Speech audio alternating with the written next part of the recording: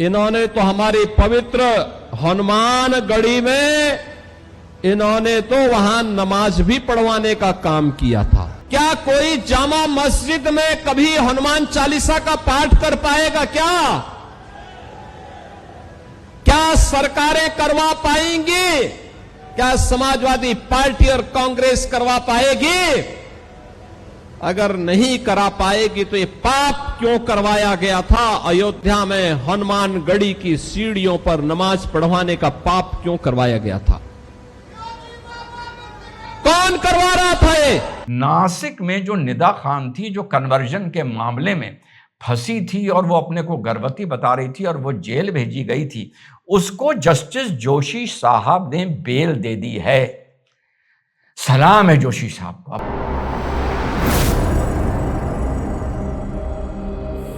Hello, नमस्कार, सत श्री अकाल, अस्सलाम वालेकुम। कैसे हैं जनाब? तो आज as a socio religious commentator सलाम करूंगा इस देश के हिंदुओं को, बड़ी जिम्मेदारी से बता रहा हूं, राम भक्तों को। उसके बाद सलाम करूंगा जोशी साहब को, जिन्होंने 5 महीने की गर्भवती नासिक निदा खान टीसीएस के केस में बेल दी है। अब आप कहेंगे एक तरफ तो उन्होंने बेल दी है और एक तरफ जोशी साहब को रिजवान अहमद सलाम कर रहा है। तो बतौर सोशियो रिलीजियस कमेंटेटर अभी बताता हूं कि राम भक्तों को क्यों सलाम कर रहा हूं और जोशी साहब को क्यों सलाम कर रहा हूं। और योगी जी जो 2 दिवसीय दौरे पर अयोध्या गए हुए हैं, अलग अलग वहां परियोजनाओं को लेकर, उन्होंने एक बार पुनः यह वादा किया है कि साहब इसमें न्याय होगा।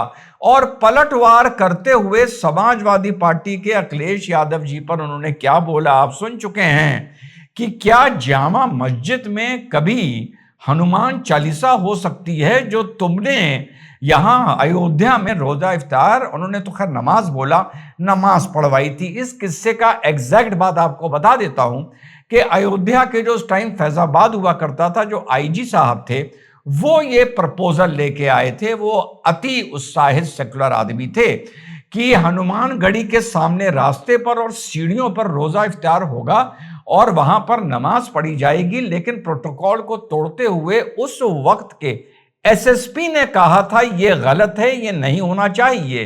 तो मामला यहां शासन तक पहुंचा था और शासन से इस चीज की अनुमति मिल गई थी। फिर आगे जाके कुछ लोकल प्रोटेस्ट हुए, उसके बाद ये प्रोग्राम कैंसिल किया गया। लेकिन हाँ, योगी जी की इतनी बात सच है कि शासन प्रशासन ने हनुमानगढ़ी की सीढ़ियों पर और वहीं सामने रास्ते पर, जो लोग नहीं गए, थोड़ा सक्रिय होता है जहां हनुमानगढ़ी का ऊपर जाने का भी रास्ता है, वहां पर अनुमति दे दी थी। ये बिल्कुल अपने आप में सत्य बात है। अब योगी जी ने कहा कि क्या कभी जामा मस्जिद में हनुमान चालीसा हो सकती है जो तुम यहां पर हनुमानगढ़ी पर जो तुम नमाज करवा रहे थे। थोड़ा सा है योगी जी ने जो उदाहरण दिया वो गलत दिया। हनुमानगढ़ी की तुलना जामा मस्जिद या किसी और मस्जिद से नहीं हो सकती। हनुमानगढ़ी की तुलना, अगर सबकी आस्था और मानता को हम सत्य मान लें, और मानना भी चाहिए अच्छे सेकुलर देश में और सेकुलर समाज में, तो हनुमानगढ़ी की तुलना तो अगर आपको करनी है तो फिर आपको मक्के से और मदीने से करनी पड़ेगी। जामा मस्जिद की तुलना योगी जी डायरेक्टली हनुमानगढ़ी से एज पर सारी मान्यताओं को या मस्जिद अक्सा से करनी पड़ेगी। आप नहीं कर सकते। तो ये तो संशोधन कर रहा हूं बड़ी हिम्मत कर योगी जी ने जो बोला है।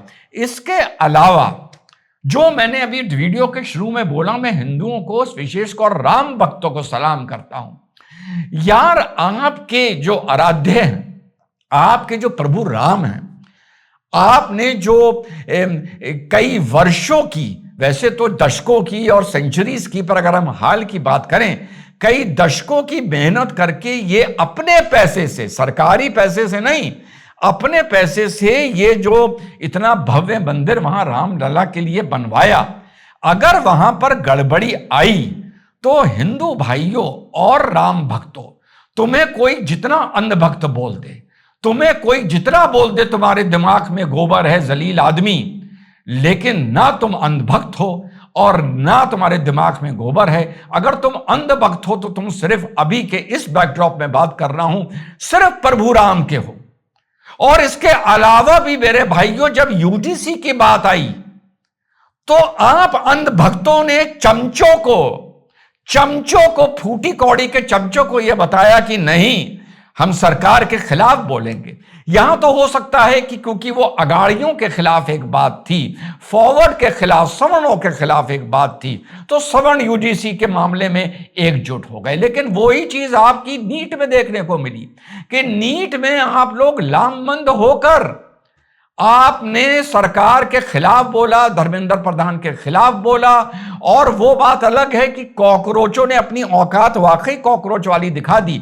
आप उनका साथ तक देने के लिए नैतिकता के आधार पर तैयार हो गए थे। अंधभक्तों, तुम्हें कहने वाले उनसे बड़े चमचे और अंधभक्त कोई है ही नहीं। तुमने दूसरी बार यह साबित किया। जब एथेनॉल की बात आई तो तुम ठोक के उसी सरकार से सवाल पूछ रहे हो जिस सरकार को तुमने वोट दिया है, ठोक के पूछ रहे हो। यहां पे हम एथेनॉल को गाड़ी और आर्थिक नजरिए से जोड़कर देख लेते हैं। और इसके बाद सबसे बड़ी बात जब राम मंदिर की आई मेरे भाइयों, तो आपने दिखाया कि पार्टी अलग है, सब चीज अलग है, और आपने ठोक के सवाल पूछा। और सलाम है कि आप लोग उसके लिए लड़ रहे हो और इतने जबरदस्त एक्शन हो रहे हैं। एसआईटी क्या क्या खुलासे करके बता रही है कि साहब फर्जी रसीदें तक बना रखी थी, कितने बैंक खातों में पैसा गया, कहां पर किससे प्रॉपर्टी खरीदी गई, कहां पर कौन सी गाड़ी खरीदी गई, और फर्जी रसीदों के बारे में बता रही है। गाड़ियां जब्त हो रही हैं जो पैसों से खरीदी गई। और आप लोग खुलकर उसी सरकार के खिलाफ अपनी नैतिकता और अपनी आस्था को लेकर बोल रहे हो जिस सरकार को आपने वोट दिया था। इसी चीज को उल्टा करके देख लो, वो फूटी कौड़ी के, वो लानती लोग, वो जलील लोग, वो कमीन लोग, उनकी पार्टी जिसको वो समर्थन करते हैं, उसी पार्टी ने उनकी ऐसी की तैसी कर दी। लेकिन वो ढोल उसी का पीटते रहते हैं। तो असली अंधभक्त और असली चमचे तो वो हुए, और जिनको अंधभक्त कहा जाता है वो नहीं हुए। उनके दिमाग में गाय का गोबर नहीं है, किसी और के दिमाग में ऊँटनी का गोबर है। वो एक अलग बात हो सकती है साथियों। और जिस तरीके से राम मंदिर को लेके आप लोगों ने आवाज उठाई है, बड़ी जिम्मेदारी से बता रहा हूं, वेटिकन को लेकर कितना दुनिया से चंदा आता है, कोई आवाज उठा सकता है, और अगर चीज उछलेगी भी तो दबा दी जाएगी साथियों। कोई पूछने वाला है कि मक्का मदीना तो हर मुसलमान का था। मक्का मदीना तो दुनिया में हर मुसलमान का था। उसके लाभ और उसके फायदे, अरे मैं तो कहता हूं अरब का तेल भी हर मुसलमान का था। वो तो कहते हैं ना अल्लाह की नेमत, उसका हिस्सा कहां है, वहां क्या हेर फेर हुआ, उस अल्लाह की नेमत से वहां के शेखों ने क्या क्या अय्याशियां माशाअल्लाह की हैं पूरी दुनिया में घूम घूम कर, ये पूछने वाला कोई नहीं है। और अमृतसर में भी पूछने वाला कोई नहीं है कि इतना चंदा आता है, वो जाता कहां है। ये तो एक अनुमान बस लगाया जा सकता है कि वहां पर कोई धांधली और गड़बड़ी नहीं है, क्योंकि वो चीज सामने नहीं आई, और सामने भी आएगी तो दबा दी जाएगी। लेकिन सिर्फ ये राम भक्त हैं जिन्होंने इस चीज को दबने नहीं दिया और इसको बढ़ चढ़ कर उठाया। मुद्दा भले अखिलेश यादव ने उठाया, लेकिन उसको आगे ले जाने वाले सच्चे राम भक्त थे। और चलते चलते बता दूं, जो कहा था as a socio religious commentator, Nashik में जो निदा खान थी, जो कन्वर्जन के मामले में फंसी थी और वो अपने को गर्भवती बता रही थी और वो जेल भेजी गई थी, उसको जस्टिस जोशी साहब ने बेल दे दी है। सलाम है जोशी साहब को। आप कहेंगे यार निदा खान को बेल दे दी और रिजवान जोशी साहब जज साहब को सलाम कर रहा है, क्यों कर रहा है? साहब आप उदारता देखिए, हिंदुत्व की उदारता, बड़ी जिम्मेदारी से बता रहा हूं, सनातन की।